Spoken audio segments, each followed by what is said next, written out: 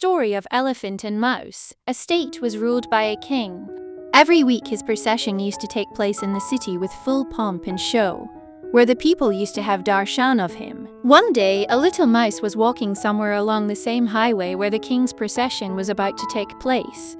He is a small mouse, but his pride was very big and he considered himself the best and greatest. After some time, a grand procession of the king passed through the highway. A crowd of people started gathering to see it. The king was with his entire entourage. His soldiers surrounded him. Many ministers and attendants followed him. He was riding a huge royal elephant. The elephant was decorated grandly, and its grandeur was a sight to behold. The elephant was accompanied by a royal cat and a dog in the procession. The crowd that gathered to watch the king's procession was praising the king as well as his royal elephant. Hearing this, the arrogant rat felt very bad. He started looking at the elephant carefully, then started thinking, what is so special about it, which is not there in me? I am also like him.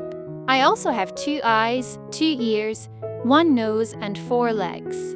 Then why is he praised so much?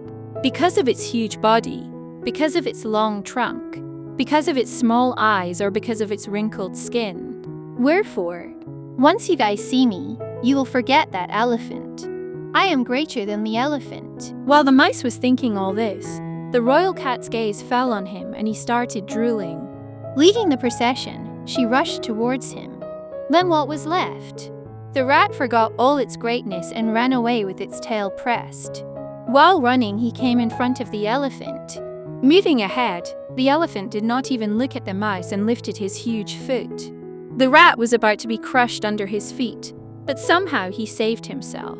When he escaped from there, a dangerous dog was in front of him, who growled after seeing him. The rat ran away with all its might and entered a hole located on the side of the highway. All his pride had gone. He had understood that he was not that superior and great. Lesson: mere similarity in appearance does not make us great. Great make our qualities and actions.